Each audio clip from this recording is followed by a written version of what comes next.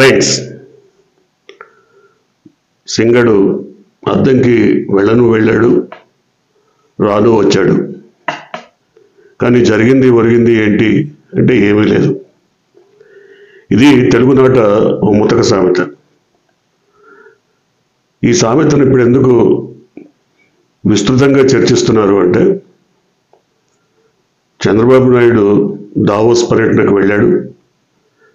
అట్టహాసంగా హంగామగా ప్రత్యేక విమానాల్లో కొడుకుని వెంట పెట్టుకొని దావోస్ పర్యటనకి వెళ్ళి వచ్చిన తర్వాత అక్కడేదో ఒరుగుతుందని జరుగుతుందని వెళ్ళలేదు.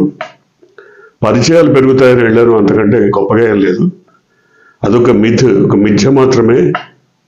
అక్కడేదో మనకి ఒరిగిపోయి భారీగా పెట్టుబడులు వస్తాయన్నది ఒక మిథ్య. మీరు ఆ పోహలో ఉండకండి, నేనేదో సరదాగా పరిచయాలు పెరుగుతాయని వెళ్ళొచ్చాను అని చెప్తున్నారు. నిజానికి ఈ అంశాన్ని పోస్ట్ మార్టం చేస్తే, ఈ అంశానికి సంబంధించి కూలంకుషంగా చర్చిస్తే, చాలామంది విఘ్నులు, రాజకీయ పరిశీలకులు చెప్తున్న అంశాలను కనుక ఒక్కసారి పరిగణలోకి తీసుకుంటే అనేక అంశాలు బయటకు వస్తున్నాయి. ముఖ్యంగా ఈవీఎంల విషయంలో భారతదేశంలో అనేక రకాల ఆరోపణలు రావడం, ఆంధ్రప్రదేశ్ ప్రభుత్వానికి సంబంధించి కూడా జాతీయ మీడియాలోనే కాకుండా అంతర్జాతీయ మీడియాలో ఈవీఎంల ద్వారా ప్రభుత్వం నెలకొన్నది అన్న వార్త హల్చల్ చేయడం. అంటే ఈ ప్రభుత్వంపై ఒక సందేహాస్పద ప్రచారం జరిగిందా అంటే ఖచ్చితంగా జరిగింది.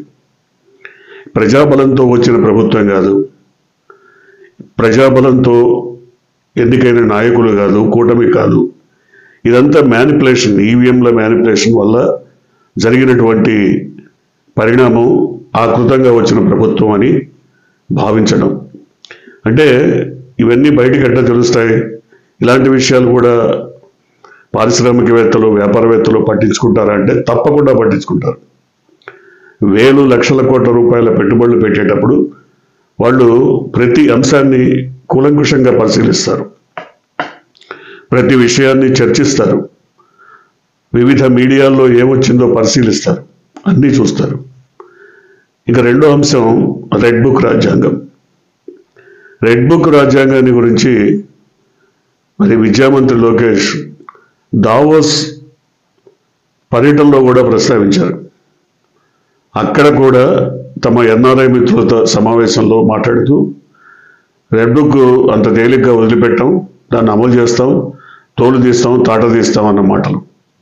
ఇటువంటివి మరి రాజకీయ వైరంతో చేసేటువంటి వ్యవహారాలు ఖచ్చితంగా పరిశ్రమలపైన, వ్యాపారాలపైన ప్రభావం చూపుతాయి, ఖచ్చితంగా చూపిస్తాయి.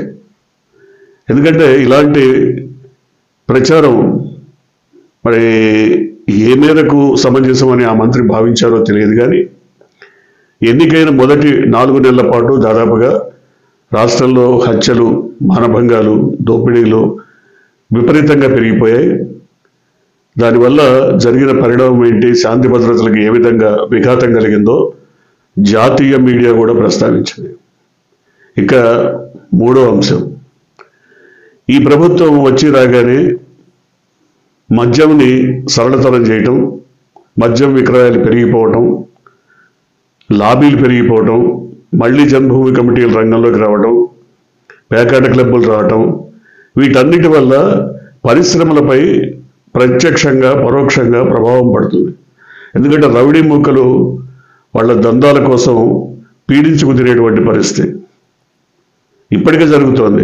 ఇప్పటికే ఎమ్మెల్యేలందరూ కూడా ఇసుక మాఫియాలుగా, మద్యం మాఫియాలుగా, కలప మాఫియాలుగా అనేక రకాల రూపాంతరం చెంది పీడించుకు తింటున్న పరిస్థితి. ఇక మద్యం అయితే ఏరులై పారుతోంది. మహిళలు ఇప్పుడు తెలుసుకుంటున్నారు.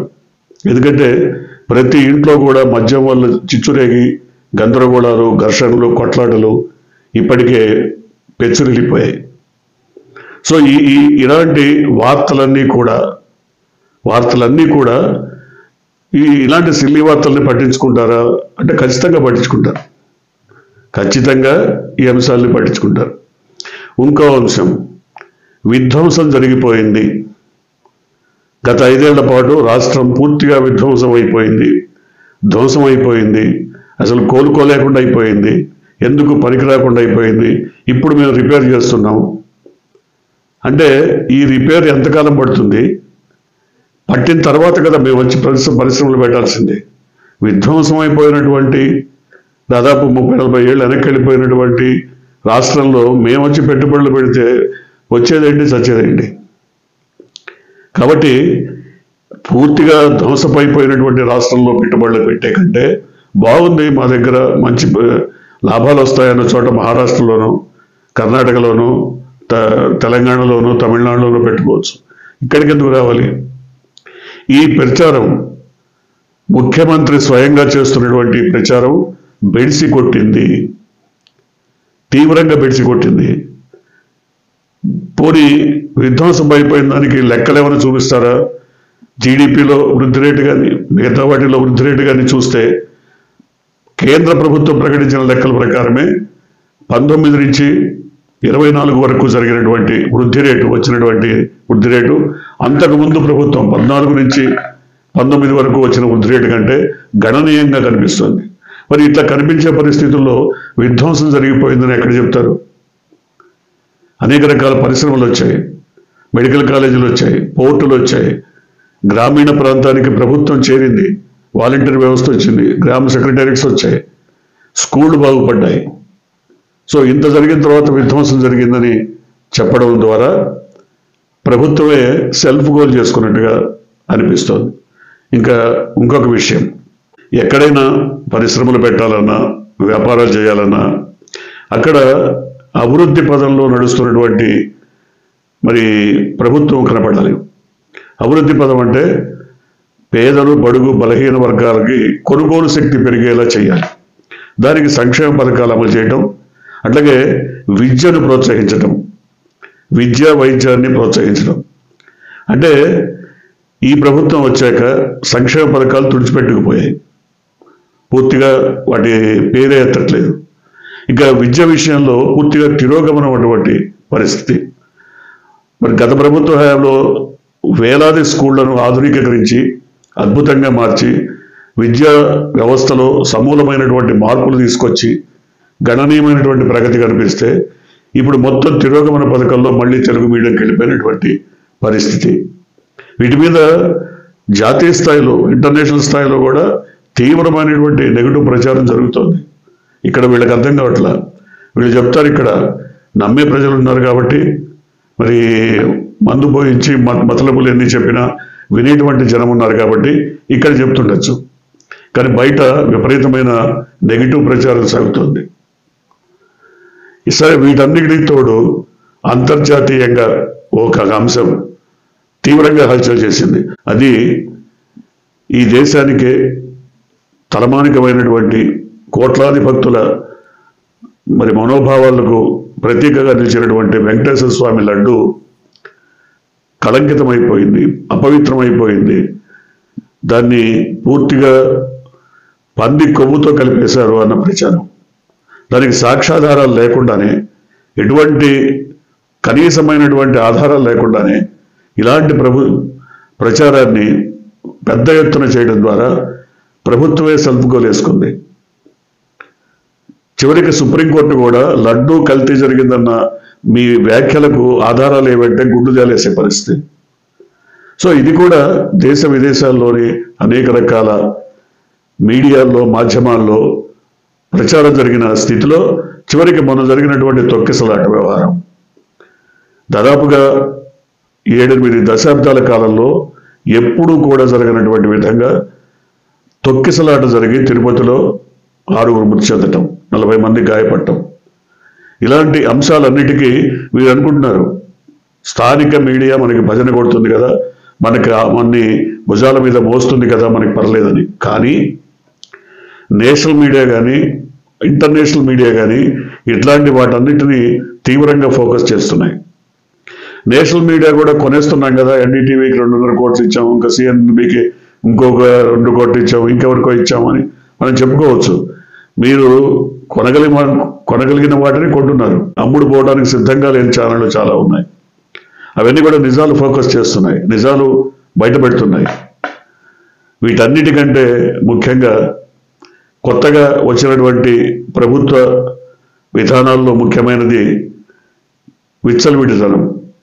ఎవరికి వారు ఒక అదుపు, వాళ్ళ మీద ఒక నియంత్రణ లేకుండా పోయి ఎమ్మెల్యేల ద్వారా ఎమ్మెల్సీల ద్వారా ఎమ్మెల్సీలదే, కేడర్దే ఎవరికి వారు విచ్చలవిడిగా దోపిడీకి పాల్పడుతున్నారన్నటువంటి వార్తలు రావడం, ఇవన్నీ కూడా వచ్చే పరిశ్రమల మీద, వాణిజ్యవేత్తల మీద, పారిశ్రామికవేత్తల మీద, వ్యాపారవేత్తల మీద ఖచ్చితంగా గణనీయమైనటువంటి ప్రభావం చూపే అవకాశం ఉంది. ఇప్పటికే అనేక మంది పరిశ్రమలను బెదిరించి మా వాళ్ళకి మీ పరిశ్రమల్లో స్థానం కల్పించారన్న ఒత్తిళ్లు బయటకు వచ్చాయి. అవన్నీ కూడా మీడియాలో వస్తూనే ఉన్నాయి. సో ఈ రకమైనటువంటి అనేక రకాల అంశాలు పరిశ్రమలు మొహం చాటేయడానికి, పారిశ్రామికవేత్తలు మొహం చాటేయడానికి దోహదపడ్డాయి. అంతేకాదు, జగన్మోహన్ రెడ్డి ఈ దావోస్ పర్యటన ఎందుకు పనికిరాని వృధా ప్రయాస, మనీ వేస్ట్ అని, డబ్బు ఖర్చు అని తెలుసుకొని ఆయన వైజాగ్లో అద్భుతమైనటువంటి సమ్మిట్ పెట్టారు. సమ్మిట్కి అందరూ వచ్చారు. దావోస్కి ఎవరు వెళ్ళారో, అంబానీ వచ్చాడు, ఆదానీ వచ్చారు, బజాజ్ వచ్చారు, బిర్లా వచ్చాడు, ఖేతాన్ వచ్చారు, ప్రతి ఒక్కళ్ళు వచ్చారు. వీళ్ళందరినీ తీసుకురావడానికి, రాష్ట్రంలో పెట్టుబడులను ప్రోత్సహించడానికి ఆయన ఒక రాజ్యసభ సభ్యుడిని నియమించుకున్నారు, పరిమళత్వం అని. అతను ఈ లాబియింగ్ అంతా చేసి పారిశ్రామికవేత్తల్ని తీసుకొచ్చి పరిశ్రమలు పెట్టడానికి ఆయన సహకరించారు. సో తెర వెనుక ఎంతో కృషి చేసి అనేక రకాల పరిశ్రమల్ని, పారిశ్రామికవేత్తల్ని, దిగ్గజాలని ఆంధ్రవైపు తీసుకొచ్చారు ఆయన. అలాంటి లాబియింగ్ కూడా ఇప్పుడు లేకపోగా ముచ్చట్లాడుకోవడానికి, పరిచయాలు పెంచుకోవడానికి దావోస్ వెళ్ళామని చెప్తున్న ముఖ్యమంత్రిని ఏమనాలి? సో ఏ రకంగా చూసినా దావోస్ పర్యటన అనేది దాదాపు ఒక 20 కోట్లు ఖర్చు అయిందని చెప్తున్నారు. 20 కోట్ల, 25 కోట్ల, 10 కోట్ల ఎంతన్నా కానీ ప్రజాధనం వృధా అయిపోయింది, వేస్ట్ అయిపోయింది, ఎందుకు పనికి రాకుండా పోయింది. ఇలాంటి వృధా ఖర్చులు అనేక ఉన్నాయి. ఎక్కడో రామోజీరావు చనిపోతే ప్రభుత్వ ధనం 12 కోట్లు పెట్టి ఆయనకి సంతాప సభ జరపాలా? ఎందుకు అంత అవసరం ఏమొచ్చింది? ఇలాంటివే చాలా ఖర్చులు, ప్రజాధనం వృధా అయిపోతున్నటువంటి పరిస్థితి కనపడుతున్నా సంక్షేమ పథకాలు మాత్రం అమలు జరగడంలా. ప్రజలు ఆ విషయంలో చాలా తీవ్రమైనటువంటి నిరసనతో ఉన్నారు. ప్రజల వ్యతిరేకత పెరిగిపోతున్నదన్న విషయం కూడా, ప్రజా వ్యతిరేకత ప్రభుత్వం పైన పెరుగుతున్నదన్న విషయం కూడా చివరి అంశంగా చెప్పుకోవాలి. ఇది పారిశ్రామికవేత్తలకి అందినటువంటి సమాచారం, వ్యాపారవేత్తలు తెలుసుకున్నటువంటి సమాచారం. వాళ్ళకుండే నిఘా వర్గాలు వాళ్ళకుంటాయి, వాళ్ళకుండే సమాచారం వాళ్ళకుంటుంది. ఈ ప్రభుత్వం పైన ఎక్కడ సరైనటువంటి మంచి అభిప్రాయం ప్రజల్లో లేదు. కాబట్టే మనం అక్కడ పరిశ్రమలు పెట్టడం కానీ, వాణిజ్యాన్ని పెంచడం ద్వారా చాలా ఇబ్బందులు ఎదుర్కోవాల్సి వస్తుందన్న అభిప్రాయంతో, ఇంకా అంతిమ అంశం అన్నిటికంటే ఎక్కువగా పరిశ్రమల్ని అమరావతిలో పెట్టమని కోరడం. అక్కడ ఇప్పటికే 3-4 నెలల నుంచి నీళ్లు తోడుతున్నా, హెవీ మోటార్స్ పెట్టి నీళ్లు తోడుతున్నా, ఇంకా నీళ్లు ఊరుతున్నటువంటి పరిస్థితి. అట్లాంటి చోట పరిశ్రమలు పెట్టమని కోరితే ఎవరు ముందుకు వస్తారు? సో ఈ అంశాలన్నిటినీ క్రోడీకరించి చూస్తే ఖచ్చితంగా దావోస్ పర్యటన పూర్తిగా విఫలమైందని అర్థమైపోతుంది. అయితే ప్రజల్ని మభ్యపెట్టడానికి, ప్రజల్ని వాళ్ళ అభిప్రాయాల్ని లేకపోతే వాళ్ళ మానసిక స్థితిని డైవర్ట్ చేయడానికి ఏదో విజయసాయి రెడ్డి అంశమో, ఇంకో అంశమో, ఇంకోటో తీసుకొస్తారు. ముఖ్యంగా అన్నిటికంటే అంతిమంగా చివరిగా చెప్పుకోవాల్సింది మీడియా.